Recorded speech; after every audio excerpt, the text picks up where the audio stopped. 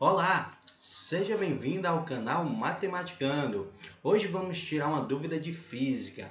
Essa dúvida foi solicitada pela minha querida aluna Glória. É uma questão envolvendo o fluxo de calor. Novamente a gente vai resolver usando a famosa lei de Fourier para o fluxo. Então vamos à leitura da questão da Mackenzie, que foi realizada no vestibular de 1996. Vamos lá para a leitura. A figura 1 mostra uma barra metálica de secção transversal quadrada.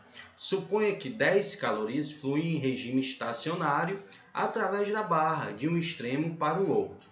Então, ele está dizendo que ele vai cruzar de 0 a 100 ou de 100 a 0. No caso aqui, a gente tem que lembrar que o fluxo de calor espontâneo é de 100 para 0, ou seja, do mais quente para o menos quente. Bacana? Vamos anotar isso. Então, inicialmente, ele fala que tem uma determinada quantidade de calor, que é 10 calorias exatamente, e esse fluxo vai permanecer durante 2 minutos.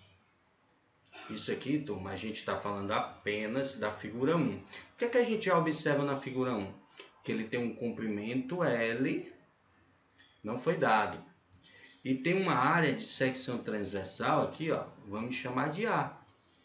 Beleza? E a variação de temperatura é 0 e 100, né? A variação é de 100 graus Celsius. Bacana? Pronto, vamos continuar a leitura.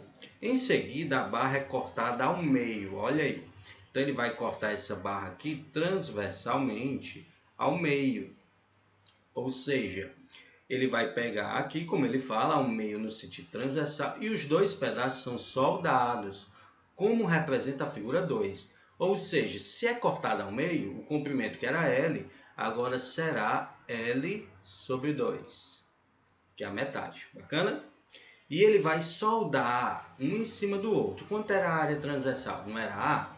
Agora a área transversal vai ser dobrada, porque vai ser A sobre A, né? Aqui, ó, A com A. Então vai ser 2A. Pronto, então essa área transversal aqui, bacana, 2A. Beleza?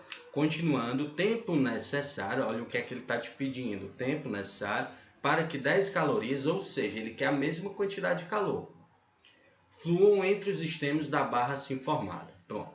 Então, o que é que a gente vai tomar nota aqui? Esse aqui era o tempo 1, a quantidade de calor 1, que consequentemente ele está falando que ele quer a quantidade de calor 2, a mesma coisa. E ele está te pedindo esse tempo 2. Bacana? Inicialmente, qual é a relação que a gente tem do fluxo de calor com essa quantidade de calor? Lógico, o fluxo de calor é como se fosse uma velocidade. Esse fluxo de calor vai ser a quantidade de energia, no caso energia térmica, né, que é o calor, num determinado tempo. Aí o que é que a gente já se toca? O que é que a gente já percebe aqui? A gente percebe justamente o seguinte: se tu diminuir o tempo, o que é que vai acontecer com o fluxo de calor? Ele vai aumentar proporcionalmente. Por exemplo, se tu reduzir a metade do tempo, o fluxo de calor vai dobrar. Se tu reduzir a terça parte, o tempo, o fluxo de calor vai triplicar. Então vamos escrever isso. O fluxo de calor e o intervalo de tempo são inversamente proporcionais. Isso aqui vai ajudar muito a nossa solução. Então vamos primeiro trabalhar com esse fluxo usando a lei de Fourier nos dois sistemas, da figura 1 e depois o da figura 2, e a gente vai estabelecer uma relação entre esses dois fluxos. Vem com a gente aqui. Vamos lá. A figura 1, a gente percebe aqui que tu tem um comprimento L, tu tem uma variação de temperatura de 0 a 100, ou seja, 100 graus Celsius. Você também percebe que na figura 2 a variação de temperatura será a mesma. Então a gente não precisa substituir isso, porque a gente vai estabelecer uma relação entre elas. Então vamos com a gente aqui. A figura 1, a gente tem o quê? Que o fluxo de calor, vamos usar a lei de Fourier, que é a nossa constante, vezes a área, vezes a variação de temperatura, dividido pelo comprimento. Pronto. Isso aqui é o nosso fluxo 1. Bacana? A gente não precisa substituir nada. Agora a gente vai estabelecer uma relação, porque a gente vai fazer a figura 2. O que é que a gente tem aqui na figura 2? o fluxo de calor na figura 2, ela é a mesma constante, por quê? Porque é o mesmo material, é a mesma chapa, né? A mesma barra metálica. A área, agora tem uma diferença, a área era A, agora ela é o que? O dobro, então a gente já substitui aqui, 2A. A variação de temperatura mudou? Não, você observa que era 0 a 100, aqui também, então você não vai precisar se preocupar.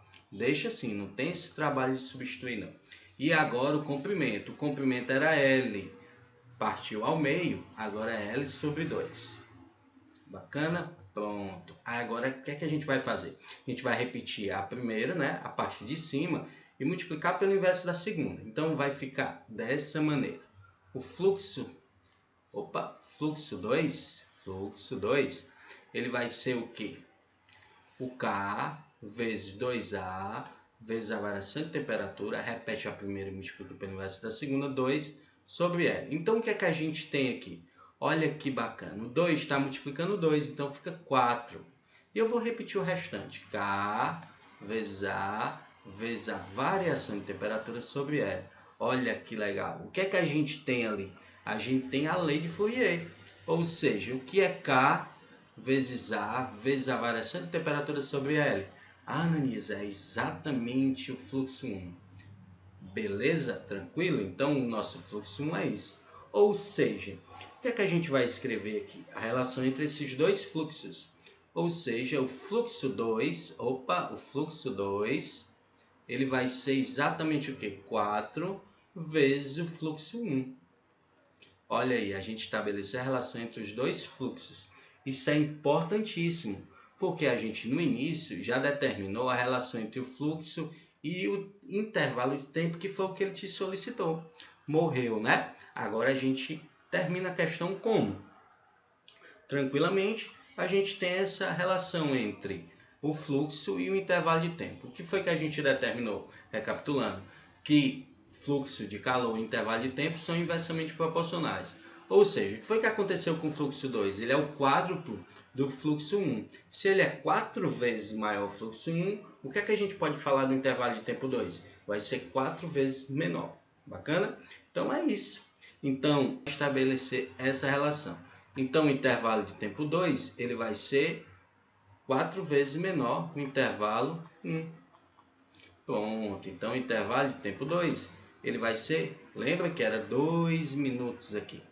Então, 2 minutos dividido para 4, ou seja, 2 dividido por 4 dá 0,5. Eu posso deixar assim, não precisa passar para segundo.